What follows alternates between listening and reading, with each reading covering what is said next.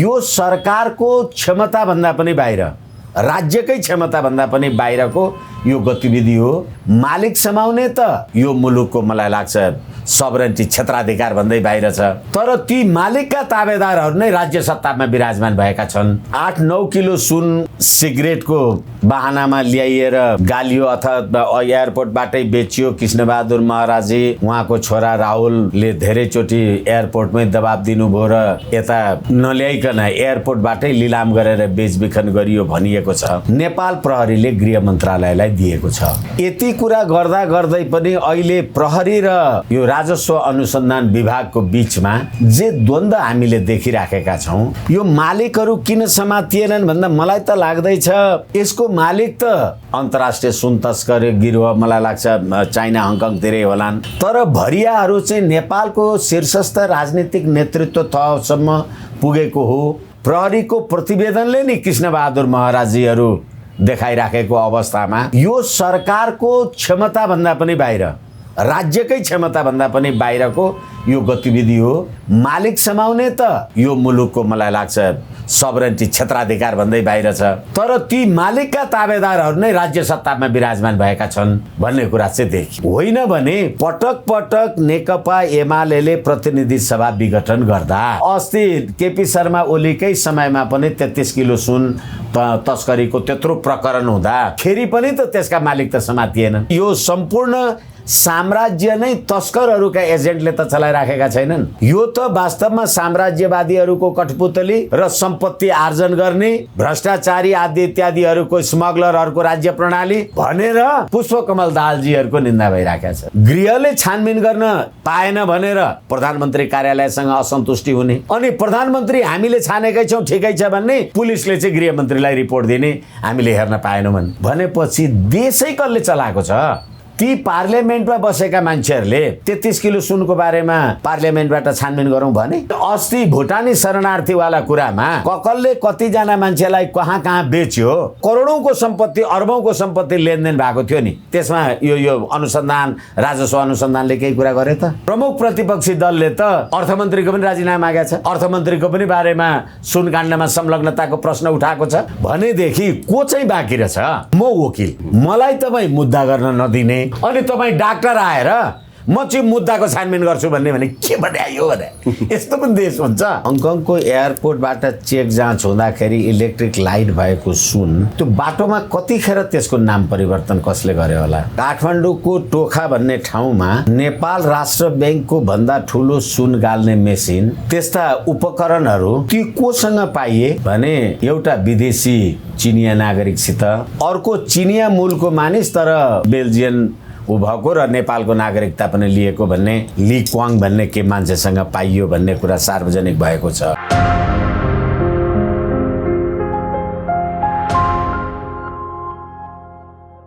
दर्शकवृन्द नमस्कार, pnbkhबर.com को यो श्रृङ्खलामा हामीसँग वरिष्ठ अधिवक्ता विष्णु भट्टराईजी हाम्रो साथमा हुनुहुन्छ। विष्णु सर, यहाँलाई हार्दिक स्वागत छ। हजुर धन्यवाद। आराम हुनुहुन्छ सर? चल्दैछ। अब यत्रो धेरै सुन तस्करी भएर भन्सारबाट बाहिरिँदो रहेछ, सरकारले 100 केजी सुन समात्यो, तर सुनको मालिक समात्न सकेन सरकारले। धन्यवाद। पहिलो कुरा त सुनको मालिक समाउन सकेन भन्नुभन्दा अगाडि यो सुन हङकङको अन्तर्राष्ट्रिय विमानस्थल अथवा अन्तर्राष्ट्रिय भन्सार चेक जाँच भएर त्यहाँ इलेक्ट्रिक लाइट भनेर लेखेर पास भयो र नेपालमा आइपुग्दाखेरि चाहिँ मोटरसाइकलको ब्रेक सु भयो। त्यो एयरपोर्टबाट, हङकङको एयरपोर्टबाट चेक जाँच हुँदाखेरि इलेक्ट्रिक लाइट भएको सुन त्यो बाटोमा कतिखेर त्यसको नाम परिवर्तन कसले गर्यो होला? प्लेनभित्रै होइन, त्यही देखिन्छ। अनि यसैले मालिकको जहाँसम्मको प्रश्न छ, हामीले अहिले यही सुन प्रकरणमा हेऱ्यौँ, काठमाडौँको टोखा भन्ने ठाउँमा नेपाल राष्ट्र ब्याङ्कको भन्दा ठुलो सुन गाल्ने मेसिन र त्यो के अरे त्यस्ता उपकरणहरू देशभित्र पाइए र ती कोसँग पाइए भने एउटा विदेशी चिनिया नागरिकसित, अर्को चिनिया मूलको मानिस तर जहाँसम्म मलाई लाग्छ बेल्जियन ऊ भएको र नेपालको नागरिकता पनि लिएको भन्ने ली क्वाङ भन्ने के मान्छेसँग पाइयो भन्ने कुरा सार्वजनिक भएको छ। यसले गर्दाखेरि नेपालमा यो तस्करीको सुन तस्करीको जे गतिविधि छ र 8-9 किलो सुन एउटा सिगरेटको बहानामा ल्याइएर गालियो अथवा एयरपोर्टबाटै बेचियो। कृष्णबहादुर महराजी उहाँको छोरा राहुलले धेरैचोटि एयरपोर्टमै दबाब दिनुभयो र यता नल्याइकन एयरपोर्टबाटै लिलाम गरेर बेचबिखन गरियो भनिएको छ र त्यो सबै कुराको जानकारी नेपाल प्रहरीले गृह मन्त्रालयलाई दिएको छ। यति कुरा गर्दा गर्दै पनि अहिले प्रहरी र यो राजस्व अनुसन्धान विभागको बीचमा जे द्वन्द्व हामीले देखिराखेका छौँ, यो मालिकहरू किन समातिएनन् भन्दा मलाई त लाग्दैछ यसको मालिक त अन्तर्राष्ट्रिय सुन तस्करी गिरोह मलाई लाग्छ चाइना हङकङतिरै होलान्, तर भरियाहरू चाहिँ नेपालको शीर्षस्थ राजनीतिक नेतृत्व तहसम्म पुगेको हो कि भन्ने कुरा चाहिँ देखिएको छ। किनभने नेपाल प्रहरी भन्छ यो त बेल्जियन नागरिक अथवा चिनिया नागरिक, बेल्जियम मान्छे चाहिँ ओरिजिनल चाहिँ चिनिया तर नागरिकता चाहिँ बेल्जियम लिने, नेपालमा आएर नक्कली नागरिकता पनि लिने अनि नेपालमै बस्ने। यो घटना परिस्थिति भएपछि बाहिर जाने कारणले गर्दाखेरि त यो त अन्तर्राष्ट्रिय सङ्गठित अपराधको गतिविधि हो भनेर नेपाल प्रहरी भन्छ।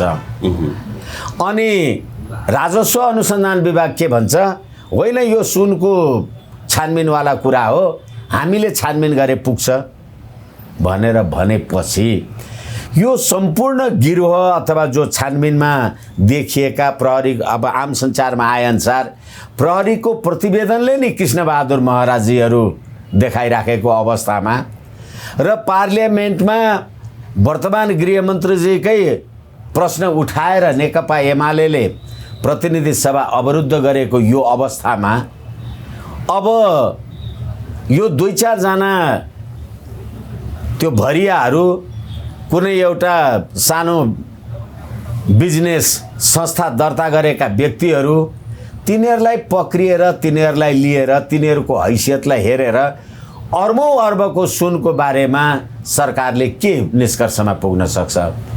यसै कारणले गर्दाखेरि मलाई लाग्छ यो सरकारको क्षमताभन्दा पनि बाहिर, राज्यकै क्षमताभन्दा पनि बाहिरको यो गतिविधि हो। र अर्को कुरा के हो भने यो कुराको सूचना जतिखेर यो साउन 2 गते त्यहाँ ल्याएर राखेर 4-5 गते जे बाहिर निकाल्न लागि भनिएको छ, आम सञ्चारमा आएअनुसार यो कुराको सूचना भारतीय राजदूतावासबाट गृह मन्त्रालयमा पुगेको थियो। भारतीयहरू किन यसमा चासोमा रहे भने चीनबाट सुन तस्करी हुँदै हङकङको बाटो हुँदै हङकङ हुँदै नेपालको बाटो भएर त्यो खपत हुने त भारत हो, होइन भनेदेखि त त्यो क्विन्टल क्विन्टल सुन हाम्रो नेपालीहरूले नेपाली बजारमा के गरेर खपत हुने कुरा हुन्छ। अर्बौंको जनसङ्ख्या भएको अथवा अब यो हिन्दू संस्कार संस्कृति अनुसार शादी बिहा गर्दा सुन चाँदी अथवा हीरा मोती जवाहरातका गहना लगाउने संस्कृति सभ्यता भएको संसारको सबैभन्दा ठुलो देश र जनसङ्ख्या भएको त भारत हो। यसै कारणले गर्दाखेरि मलाई लाग्छ तपाईले निवेदन गर्नुभए अनुसार मालिक समाउने त यो मुलुकको मलाई लाग्छ सबरेन्टी क्षेत्राधिकार भन्दै बाहिर छ, तर ती मालिकका ताबेदारहरू नै राज्य सत्तामा विराजमान भएका छन् भन्ने कुरा चाहिँ देखियो। होइन भने पटक पटक नेकपा एमाले प्रतिनिधि सभा विघटन गर्दा अथवा अस्ति केपी शर्मा ओलीकै समयमा पनि 33 किलो सुन तस्करीको त्यत्रो प्रकरण हुँदा र मोरङमा यो चुडामणि भन्ने एकजना व्यक्ति जो त्यसको नाइके हो भनेर भनिएको थियो, त्यसैको संलग्नतामा मोरङमा एउटा भरियालाई मार्दा खेरि पनि त त्यसका मालिक त समातिएनन्। यसैले गर्दाखेरि यो सम्पूर्ण साम्राज्य नै तस्करहरूका एजेन्टले त चलाइराखेका छैनन्। भर्खरै अहिले अस्तिको दिनदेखि आज हामी 18 गते यो कुरा गर्दैछौँ। 16 गतेदेखि नेकपा माओवादीको केन्द्रीय कार्य समितिको बैठक चल्दाखेरि केन्द्रीय कार्य समितिमा बैठकमा उपस्थित भएर बोल्ने सदस्यहरूले सम्पूर्ण यो राज्य सत्ता अहिले पुष्पकमल दाहालजीले नेतृत्व गर्नुभएको सरकारलाई यो त वास्तवमा साम्राज्यवादीहरूको कठपुतली र सम्पत्ति आर्जन गर्ने भ्रष्टाचारी आदि इत्यादिहरूको स्मग्लरहरूको राज्य प्रणाली भनेर पुष्पकमल दाहालजीहरूको निन्दा भइरहेको छ केन्द्रीय समितिमा।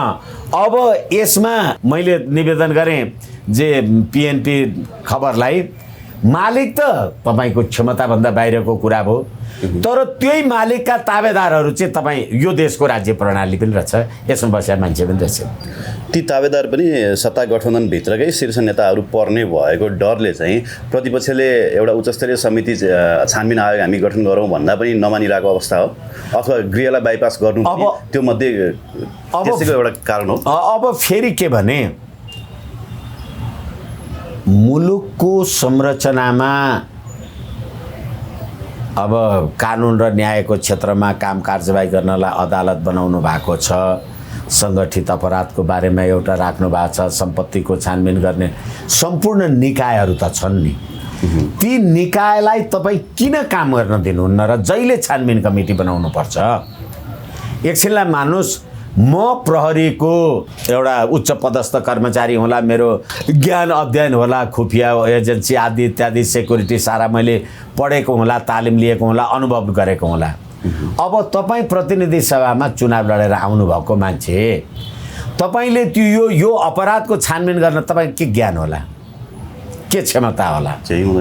मलाई त अझ यसो लाग्दैछ र अहिले भर्खरै मैले तपाईँलाई निवेदन गरेँ, यो विशुद्ध राजस्वको मात्रै कुरा हो भन्ने राजस्व अनुसन्धान विभाग र नेपाल प्रहरी सिआइबी वाला गतिविधि गर्ने यो त सम्पूर्ण अन्तर्राष्ट्रिय गिरोह हो। यो सुन नेपालको चिज हो, नेपालको कुनै व्यक्तिको घरबाट बरामद भएको हो। यो अन्तर्राष्ट्रिय रूपबाट भएर आएको तस्करीको कुरा यो इन्टरपोलको विषय होइन। अनि त्यो कुराको छानबिन गर्नका लागि तपाईँ पुलिसलाई चाहिँ जिम्मा नदिने र फेरि होला, म विश्वास गर्न सकिँदैन यो देशका राजनीतिक दलहरूलाई, तर पुलिसलाई छानबिन गर्नबाट चाहिँ तपाईँ रोक्ने।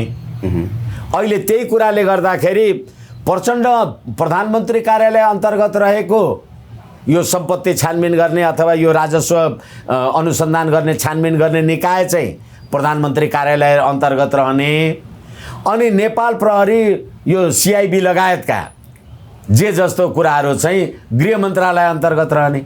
गृहले छानबिन गर्न पाएन भनेर प्रधानमन्त्री कार्यालयसँग असन्तुष्टि हुने, अनि प्रधानमन्त्री हामीले छानेकै छौँ ठिकै छ भन्ने पुलिसले चाहिँ गृहमन्त्रीलाई रिपोर्ट दिने हामीले हेर्न पाएनौँ भनेपछि देशै कसले चलाएको छ? र अब जसरी अहिले हामीले एउटा जिज्ञासा राख्यौँ, होइन यो छानबिन गर्न किन नदिने पार्लियामेन्ट, ती पार्लियामेन्टमा बसेका मान्छेहरूले 33 किलो सुनको बारेमा पार्लियामेन्टबाट छानबिन गरौँ भने, अनि अस्ति भुटानी शरणार्थीवाला कुरामा कसले कतिजना मान्छेलाई कहाँ कहाँ बेच्यो त्यो कुराको बारेमा त सिबिआईले ठिक छ अनुसन्धान गर्यो, मुद्दा चलायो होला, त्यो त करोडौँको सम्पत्ति अर्बौँको सम्पत्ति लेनदेन भएको थियो नि, त्यसमा यो अनुसन्धान राजस्व अनुसन्धानले केही कुरा गरे त? यसै कारणले गर्दाखेरि फेरि पनि मैले दोहोऱ्याएर भने, हाम्रो यो राज्य प्रणाली अन्तर्गत अर्बौँको हामीले हेऱ्यौँ नि, मङ्सिर 4 गतेको निर्वाचनको दरमियानमा आर्जु देउवा भन्ने मानिसले डडेलधुरा गएर हेलिकप्टर चढेर नआउने मान्छेलाई भोट नदिनु भने त्यो हेलिकप्टर चढेर आउने पैसा कहाँबाट आउँछ? नेपाली जनताले घुस भ्रष्टाचार दिएकै पैसाले पुग्दो रहेछ किनभने संसारबाट सुन तस्करी। र फेरि अहिले के भने प्रमुख प्रतिपक्षी दलले त अर्थमन्त्रीको पनि राजीनामा मागेको छ, अर्थमन्त्रीको पनि बारेमा सुन काण्डमा संलग्नताको प्रश्न उठाएको छ भनेदेखि को चाहिँ बाँकी रहेछ? यसैले गर्दाखेरि जो म वकिल, मलाई तपाईँ मुद्दा गर्न नदिने अनि तपाईँ डाक्टर आएर म चाहिँ मुद्दाको छानबिन गर्छु भने के बनायो भने यस्तो पनि देश हुन्छ। अनि जब सरकारको राजस्व अनुसन्धान विभाग र सरकारकै नेपाल प्रहरी यो त अन्तर्राष्ट्रिय अपराध अनुसन्धान गर्ने इन्टरपोल अन्तर्गत पर्ने गतिविधिलाई नेपाल प्रहरीलाई कारबाही नै गर्न दिँदैन भने राज्यको राजनीतिक तहको, राज्य सञ्चालनमा बसेका राजनीतिक नेतृत्वको इच्छा आकांक्षा त यो सुनको अनुसन्धान गर्ने रहेन रहेछ भन्ने कुरा त देखियो नि। अब हिजो एकजना अधिवक्ता भगवती पाण्डे सायद पक्राउ पर्नुभयो, पछि फेरि उहाँलाई चाहिँ पक्राउमा थुनामा राख्न नपर्ने भनेर छोडियो। त्यस्तै केही महिना अगाडि धरानमा हर्क साम्पाङलाई जोडेर चर्च सम्बन्धी अभिव्यक्तिलाई लिएर त्यहाँ पनि एक किसिमको बवन्डर सुरु भयो। देशव्यापी रूपमा चाहिँ यो एक किसिमको जातीय द्वन्द्वको बीजारोपण अथवा त्यो बीजारोपण भन्दा पनि त्यो चाहिँ एउटा तहमा माथि हुँदै गरेको जस्तो देखिन्छ। अब कतिपय विश्लेषकहरूको भनाइ के छ भने यो सुन यही जातीय द्वन्द्वलाई पक्षपोषण गर्नको लागि आएको हो भन्ने मैले सुने कि यसमा सत्यता कति छ होला सर? जसरी अहिले जातीय द्वन्द्वको यो जुन श्रृङ्खला देखिँदै गएको छ नि, कहीँ घर भत्काइयो भनिया छ, कहीँ घर जलाइयो भनिया छ होइन, यो हिसाबले कतै यो एनजिओ आइएनजिओ फन्डिङको लागि पनि यसरी इलिगल मनी लान्ड्रिङ हुन्छ र त्यसको फर्म चाहिँ एउटा सुन तस्करी हो भन्नुहुन्छ होइन, यसमा कति सत्यता होला सर? यो वास्तवमा मैले त धेरैचोटि तपाईँहरूसँग कुरा गर्दा भनेको छु, यो राज्य प्रणाली नेपालको स्वाधीनता, सम्प्रभुता र अखण्डतालाई समाप्त गर्न प्रयोग भएको छ। एकछिनलाई मान्नुहोस्, मलाई समाप्त गर्नु पर्यो भने युद्ध गर्ने अथवा बन्दुक गोली पड्काउने अथवा यो 50औं वर्ष 100औं वर्ष अगाडिको संस्कार संस्कृति त होइन, तर अहिले एउटा कुनै राष्ट्रलाई विखण्डन गर्नु पर्यो भने त्यहाँको धर्म, संस्कृति, जात, जाति, वर्ग, वर्ण, त्यहाँको समाजमा एक अर्काको बारेमा विशृङ्खलता उत्पन्न गर्नु पर्यो। अहिले सन् 2023 को अमेरिकाले अन्तर्राष्ट्रिय धर्म सम्बन्धी प्रतिवेदन प्रस्तुत गर्दा त्यहाँका विदेश मन्त्री एन्थोनी ब्लिङ्कनले नेपालमा हिन्दू धर्मको पहिचानको लागि भारतीय जनता पार्टीसँग सम्बन्धित शक्तिले लगानी गरेको छ भनेर भन्नुभयो। उहाँले त्यो लगानी गरेको छ भनेर भन्दै गर्दा नेपालमा इसाईहरूलाई अत्यन्त कठोर कानुन र अत्यन्त कठोर व्यवहार गरिन्छ, इसाईहरूप्रति दुर्व्यवहार गरिन्छ भन्नेसम्म उहाँले भन्नुभयो। अब नेपालको धर्म सम्बन्धी अथवा नेपालको धार्मिक सद्भाव सम्बन्धी अमेरिकी विदेश मन्त्री एन्थोनी ब्लिङ्कनले किन बोल्नुभयो होला? एउटा अहिले जिज्ञासाको लागि एक र अर्को कुरा, यो सुनको अनुसन्धान गर्नका लागि हामीले भर्खरै जे नेपालका दुईवटा प्रधानमन्त्री अन्तर्गत र गृह मन्त्रालय अन्तर्गत रहेको प्रहरी प्रशासन र राजस्व अनुसन्धानको बीचमा जे द्वन्द्व भन्यौँ होला, दुई अस्ति भर्खरै स्वर्णिम वाग्ले भन्ने एउटा मान्छेले पार्लियामेन्टमा नेपाली सेनाको हैसियतको बारेमा प्रश्न उठाए, जुन अहिले देशको सम्प्रभुता स्वाधीनताको बारेमा यस्तो कुनै छलफल भएको छैन, किन उठाए होला? र त्यसै गरेर यतिन्जेल यो हर्क साम्पाङ त्यहाँ निर्वाचन जितेर आउनुभयो, एकदम राम्रो मान्छे जे जस्तो भनेर भनिएको थियो होला। तर 94% ओमकार परिवार बस्ने देशमा हिन्दूहरूको मन्दिर भएकै ठाउँमा चर्च बनाउने र गोरु काटेर खान पाउनु पर्छ भनेर ज्ञापन पत्र बुझ्ने जे काम गरिएको छ र यो संविधानले गाई राष्ट्रिय जनावर हो भनेर लेखेको छ। मैले यो 3, 4, 5 वटा कुरा पिएनपी तपाईलाई विनम्रताका साथ किन निवेदन गरेँ भने तपाईँ एकपछि अर्को मुलुकको हाम्रो जुन स्थापित मान्यता हो त्यसलाई समाप्त गर्दै हुनुहुन्छ। एकछिनलाई मान्नुहोस्, उदाहरणको लागि मासु खाने मान्छेले खसी नै त खाँदैन। पहिला त्यो ल्याउँछ अथवा पाल्छ, सानो कोनी के गर्छ, अनि अलि खसी पार्छ, ठुलो हुन्छ, खान दिन्छ, मोटो हुन्छ, अनि काट्छ, चिल्छ, टुक्र्याउँछ, अनि भाग भाग लगाएर मासु बनाउँछ, अनि त्यो मान्छेहरू किनेर लग्छन् अनि टुक्रा टुक्रा पारेर खान्छन्। तर खसी काटेर मासु चाहिँ हुन्छ, मासु जोडेर चाहिँ खसी हुँदैन नि। त्यसैले खसीलाई समाप्त गर्नु पर्यो भने पहिले ल्याउनु पर्यो, पाल्नु पर्यो, किनभने यो एमसिसी ल्याउनु पर्यो नि, पाल्नु पर्यो, खुवाउनु पर्यो, 12 बुँदै पनि ल्याउनु पर्यो, खुवाउनु पर्यो। अनि त्यहाँबाट हाम्रो धार्मिक जे थियो मान्यता त्यसलाई धर्मनिरपेक्ष देश भनेर लेख्नु पर्यो। अनि हाम्रो यो जे सभ्यता संस्कृति जे चलन व्यवहारहरू छ ती एकपछि अर्को गर्दै धर्म प्रचारको नाउँमा तपाईँ स्खलित गर्दै जानु पर्यो। अनि पशुपतिनाथमा तपाईँ दर्शन गर्न चाहिँ जान नसक्ने, अनि भारतको उज्जैनमा गएर त्यो कामेश्वरको मन्दिरमा चाहिँ गेरु वस्त्र लगाएर यो काम कारबाही गर्ने, होली वाइन खाने, यी सबै कुराले गरेपछि अब सेनामाथि पनि आक्रमण गर्ने। अनि मुलुकमा अपराधको 100 केजी सुनको अपराधको जागरण भयो। त्यो सार्वजनिक भएको कुराको छानबिन गर्नलाई मुलुकका दुईटा शक्तिकै बिचमा झगडा गराइदिने, त्यो पनि एउटै पार्टीका, एउटै पार्टी तपाईँ र म एउटै पार्टीमा बसौँला, तर तपाईँ कसको जागिर खानु भएको छ, म कसको जागिर खाँदैछु के थाहा भने। यसै कारणले गर्दाखेरि थाहा भयो, हिजो माओवादीकै पार्टीको केन्द्रीय कार्यालयको बैठकमा पनि यी नेताहरूको बारेमा ती उपस्थित व्यक्तित्वहरूले जे जस्तो प्रकारको आलोचना टिप्पणी गरे होला, ती पनि त कोही अब यही होइन।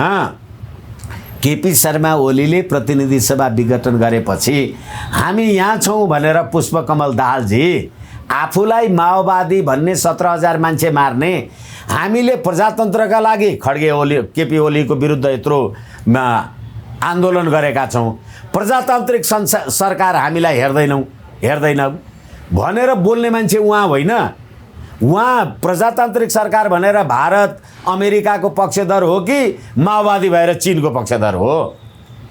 यसै कारणले हेरियो नि हैसियत। अनि अहिले राज्य सत्तामा पुगेर पनि अब सबै छोरी ज्वाइँ बहिनी भान्जा भतिजा भन्दा बाहेक त यिनीहरूको कोही आफ्नो मान्छे रहेछ।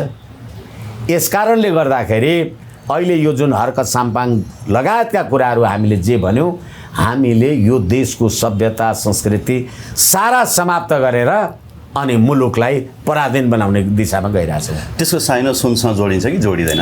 होइन, त्यसको साइनो सुनसँग नजोडिने भए अहिले त्यसको अनुसन्धान नेपाल प्रहरीले भने जस्तै यो त इन्टरपोल अन्तर्गतको कसुर हो, 3 वटा 4 वटा देशमा भएको कसुर हो। पुलिसलाई अनुसन्धान गर्नबाट तपाईँले किन रोक्नुभयो? र यही अनुसन्धानको कारणले गर्दा हिजो भुटानी शरणार्थी प्रकरणमा त्यत्रो अनुसन्धान गर्न सक्ने सीबीआई क्रिमिनल इन्भेस्टिगेसन सीआईबीले अब अहिले यो सुनको चाहिँ अनुसन्धान गर्न सक्दैन भन्ने को तपाईँ? र त्यो त्रिभुवन अन्तर्राष्ट्रिय विमानस्थलको त्यो एक्सरे मेसिन त्यसलाई काङ्ग्रेस एमाले माओवादी भन्ने थाहा छ? कसले त्यसलाई नालायक बनायो?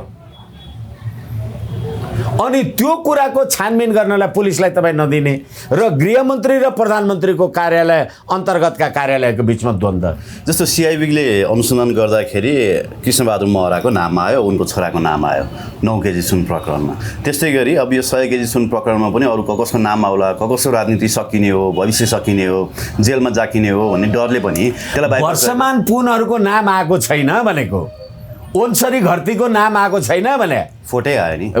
त्यसैले त भने त सार्वजनिक त्यो कुराको बारेमा को चाहिँ बाँकी रह्यो भनेको।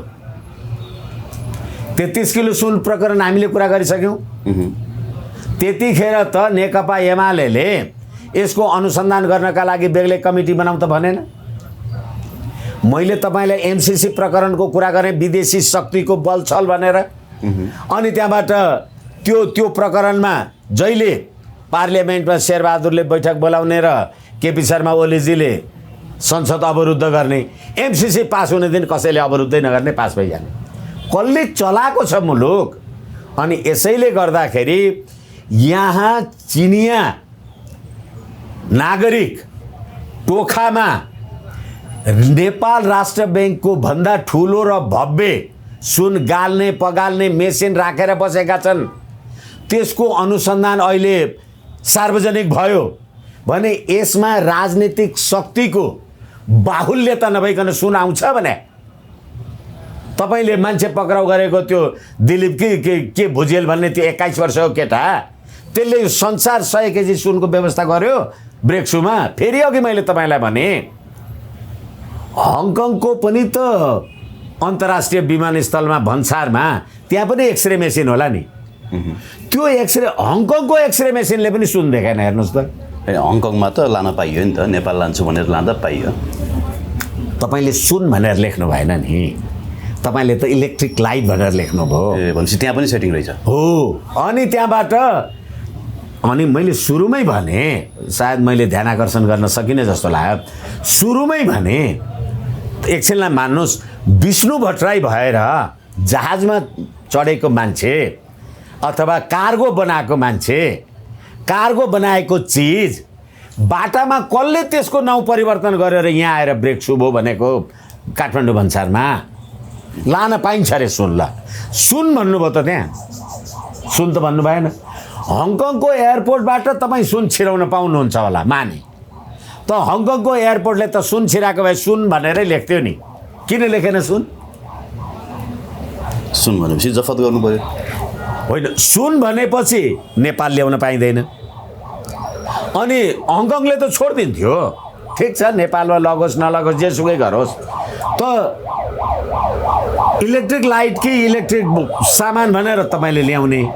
अनि त्यो जहाजमा उडेर आएर यो नेपाल आइपुग्दा चाहिँ ब्रेक सु कसरी भयो भनेको त्यो मेसिनले गरे हो त त्यो अपराध, अथवा त्यो यो कुरा मानवीय त्रुटि भएर त हो। एकैछिन भन्सार विभागका डिजीले भनेको हो, एकैछिनलाई मान्नुहोस्, मानवीय त्रुटि भयो।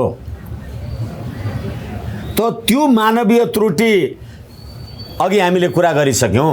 राष्ट्र ब्याङ्कको भन्दा पनि ठुलो सुन गाल्ने यो त्यो टोखामा चाइनिजको नियन्त्रणमा रहेको भेटेको भनेको त्यो पनि त मानवीय त्रुटि त हो नि, मेसिनले त आफै गर्दैन। यो सबै सुन ल्याएको पनि मानवीय त्रुटि त हो नि। मानवीय त्रुटि भन्दा बाहेक के हो त त्यो? यस्तो कुरा सुन्दा अब हर्क साम्पाङले मन्दिरको अगाडि चर्च बनाइदियो त मानवीय त्रुटि नै त हो नि। जस्तो अघि हामी जातीय द्वन्द्व कुरा गर्दै थियौँ, यो जातीय द्वन्द्व बिस्तारै बिस्तारै चुलिँदै गएको बेलामा तपाईँहरूले पनि एउटा के अरे यो राष्ट्रिय सङ्घर्ष संयुक्त राष्ट्रिय जनआन्दोलन मोर्चा गठन गर्नुभएको छ अस्तिको दिन।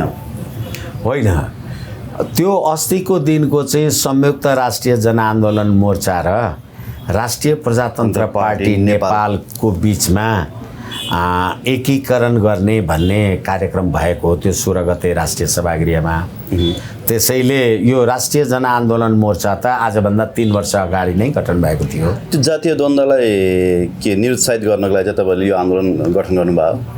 यो अहिले यो जातीय द्वन्द्वको बारेमा, जातीय द्वन्द्वको कुरा किन उठिराखेको छ?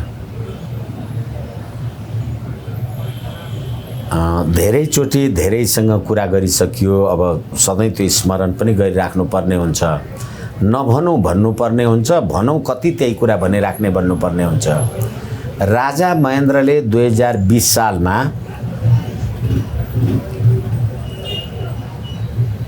मुलुकी ऐन जारी गर्दा त्यसको प्रस्तावनामा के लेखियो भने कालका प्रभावले शास्त्रबाट मात्रै कसुर अनुसार साना ठुला सबैलाई एकै सजाय गर्न नमिल्ने भएकोले अबदेखि यो मुलुकी ऐन कसुर अनुसार सबैलाई एकै सजाय गर्ने भन्ने प्रस्तावना लेखेर भदौ 1 गते 2020 साल भदौ 1 गते मुलुकी ऐन जारी भयो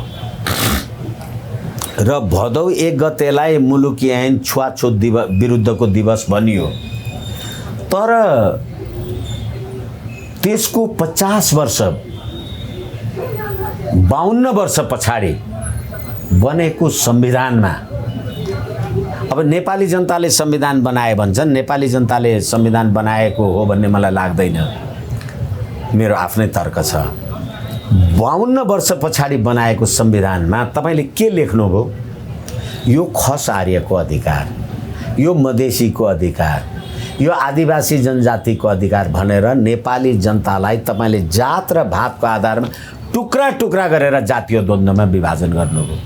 अब फेरि अर्को कुरा PNP म तपाईँलाई निवेदन गरौँ, तपाईँ दलित समुदायको कोटाबाट मन्त्री हुनुभयो, तपाईँ मेरो घरमा आउनुभयो, मैले भने मन्त्रीजी यो मेरो चाहिँ पूजा कोठा हो, मलाई धर्म सम्बन्धी स्वतन्त्रता पनि यो संविधानले दिएको छ नि, अनि यो मेरो पूजा कोठा हो, मन्त्रीजी तपाईँ दलित मान्छे त्यहाँभित्र जान पाउनुहुन्न भनेपछि अब तपाईँले मलाई दलित भन्यो यो बाहुनले भनेर तपाईँले मलाई मुद्दा लगाउनु। दलित भएर मन्त्री चाहिँ हुने तपाईँ दलित मन्त्रीजी यहाँ जानु हुँदैन भन्दा चाहिँ मुद्दा लगाउने तपाईँ। यो नेपालीले बनाएको हो। यसैले यो संविधानले नेपालको अखण्डता कायम राख्छ। त्यसैले जातीय द्वन्द्व 72 सालमा तपाईँले जे बनाउनु भएको थियो, ए बाबा तपाईँलाई भोकै लागेको छ भने पनि मिठो खाना छ र थालबली राखेको छ भने थालै खायो भने त आँट्दैन नि, एक गाँस गर्दै। अब कहिले MCC ल्याउनु पर्ला, कहिले जातीय द्वन्द्व ल्याउनु पर्ला, कहिले धार्मिक कुरा उठाउनु पर्ला, कहिले नेपालको लुम्बिनीलाई उहाँ भारतको के अरे अखण्ड भारतको सांस्कृतिक नक्सामा ल्याउनु पर्ला, सीता माता जनन चाहिँ भारतमा जन्मेकी हुन् भन्नु पर्ला। यी सम्पूर्ण कुराले गर्दै अब सेनाको सङ्ख्याको बारेमा, योग्यताको बारेमा अनि न टुट र फुट हुन्छ। यसैले यो संविधानले जसले बनाइदिएको हो यिनीहरूका लागि, यसले प्रकारान्तरले यो मुलुक समाप्त गर्नका लागि बनाएको दस्तावेजको कार्यान्वयन हो। त्यही भएर तपाईँहरूको त्यो जनआन्दोलन मोर्चा गठन भएको हो। त्यही भएर जनआन्दोलन मोर्चा हामीले जे गऱ्यौँ त्यो चाहिँ अब अस्ति 16 गतेबाट राष्ट्रिय प्रजातन्त्र पार्टी नेपालसँग एकाकार भएको छ र त्यसका सबै मानिसहरू राप्रपा नेपालमा समाहित हुनुभएको छ। अब म पनि त्यो राष्ट्रिय जनआन्दोलन मोर्चासँग सम्बद्ध नै मानिस हुँ, तर मैले चाहिँ अहिले पार्टीगत हिसाबमा ठिक छ साथीहरूले निर्णय गर्नुभयो, त्यसमा मेरो विरोध आपत्ति केही छैन। तर के भने मैले चाहिँ मेरो रिजर्भेसनले म आफू चाहिँ म एउटा वरिष्ठ अधिवक्ता भन्नुहोस् अथवा जे भन्नुहोस् अथवा एउटा राज संस्थावादी जे भन्नुहोस्, अहिले म विधिवत रूपले मेरो चाहिँ त्यहाँ प्रवेश छैन। अहिले चाहिँ तपाईँ हुनु मेरो चाहिँ मेरो मात्रै साथीहरूले गरेको निर्णयमा मेरो सहमति छ। र फेरि के हो भने तपाईँले एउटा सङ्गठित शक्तिसँग लड्नका लागि अस्ति भर्खरै मलाई लाग्छ असारको 4 गते पुष्पकमल दाहालजी, माधव नेपालजी, नेत्रविक्रम चन्द, उपेन्द्र यादवजी भएर उहाँहरूले पनि एउटा मोर्चा बनाउनु भयो र त्यो मोर्चाको गठन गर्दा त्यसको कार्यक्रममा बोल्दा पुष्पकमल दाहालजीले के भन्नुभयो भने वर्तमान प्रणाली यो परिवर्तनको विरुद्ध उठ्ने शक्तिहरूलाई समाप्त गर्नका लागि यो गठन गरेको हो भनेर भन्नु। किनभने यो व्यवस्थाको विरुद्धमा राज संस्थाको पक्षमा नेपाली जनताको अभिमत बढेर गयो। धर्म सापेक्ष राष्ट्रको बारेमा पुष्पकमल दाहालजीलाई उहाँकै पार्टीका व्यक्तिहरूले नेपाललाई सर्वधर्म समभाव हिन्दू राष्ट्रको बारेमा पुनर्विचार गर्नुपर्छ कि भनेर ज्ञापन दिइसकेका छन्। भन्नुको अर्थ अब तिनै पुष्पकमल दाहाल माओवादी जनयुद्धका लडाकुहरूको कारणले युद्ध अपराधीको रूपमा सर्वोच्च अदालतमा उनीहरू मोर्चा बनाइराखेका छन् भनेदेखि राजनीतिक शक्तिहरू संवैधानिक राज संस्था हिन्दू राष्ट्र र अखण्ड नेपाल भन्ने शक्ति चाहिँ टुटेर भयो त एक ठाउँमा संलग्न त हुनु पर्यो नि त। यसै कारणले यो राष्ट्रिय प्रजातन्त्र पार्टी नेपाल र संयुक्त राष्ट्रिय जनआन्दोलन मोर्चाले देशका विदेशका सम्पूर्ण राज संस्थावादी अथवा यो गणतन्त्र र यो विखण्डनको प्रतिकूल रहेका शक्तिहरूलाई एक ठाउँ आउनुपर्छ भन्ने सन्देश दिनका लागि त्यो एकीकरणको कार्यवाही गरे। हस्, thank you very much mister sir. हस्, धन्यवाद।